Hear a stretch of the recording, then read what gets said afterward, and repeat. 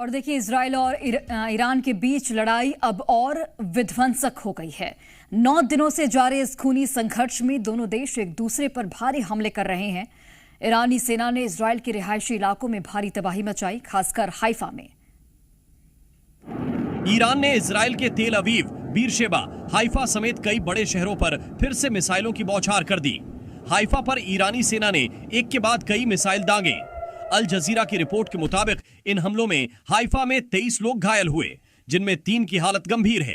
हालांकि इजरायली सेना का दावा है कि उसने करीब 16 ईरानी मिसाइलों को इंटरसेप्ट कर मार गिराया है। ईरानी ड्रोन हमले के बाद हाइफा में एयर रेड अलर्ट जारी कर दिया गया है। बता दें कि इससे पहले इजराइल के बीरशेबा में भी ईरान ने बैलिस्टिक मिसाइल से जोरदार हवाई हमला किया था। इससे कई कारों में आग लग गई और आसपास के घर तबाह हो गए।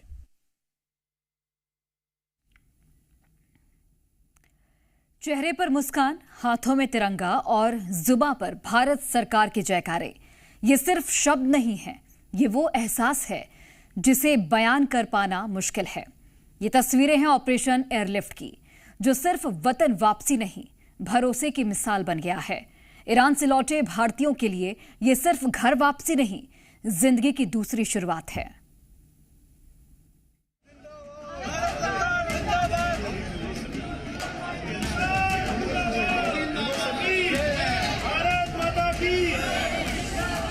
चेहरे पर सुकून, हाथों में तिरंगा, दिल में राहत और जुबां पर भारत सरकार जिंदाबाद के नारे।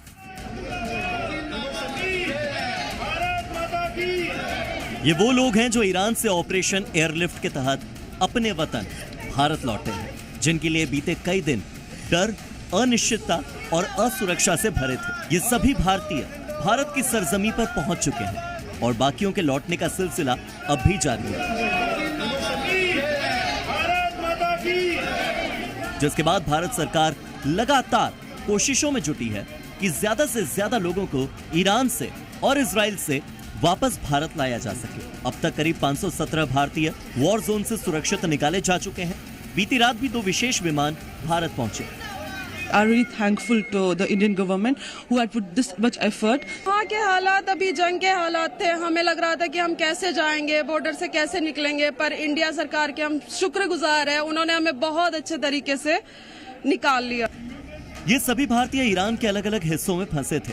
कोई धार्मिक यात्रा पर गया था, तो कोई कामकाज के सिलसिले में, कोई पढ़ाई के लिए। लेकिन भारत सरकार ने हर नागरिक की सलामती सुनिश्चित की और मिशन मोड में ऑपरेशन एयरलिफ्ट चलाया। अपनी फीलिंग्स बयान नहीं कर पा रही हूँ कि मैं इस वक्त क्या महसूस कर रही हूँ। मेरा जो फैमिली थी वो परेशान थी बहुत। हम वहाँ पे बहुत सुकून से थे, हमें 5 स्टार होटल मिला वहाँ पे, बट हमें बहुत ही सेफ जोन में वहाँ पहुँचाया गया।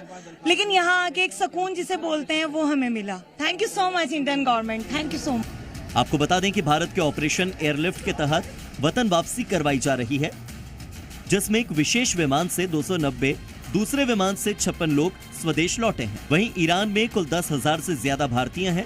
सभी भारतीय नागरिकों को तेहरान से मशहद होते हुए लाया जा रहा है और इस एयरलिफ्ट का इंतजाम भारत सरकार ही कर रही है।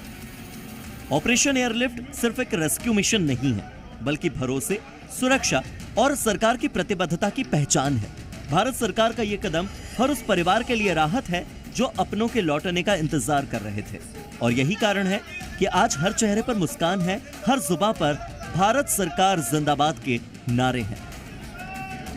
ब्यूरो रिपोर्ट, जी मीडिया।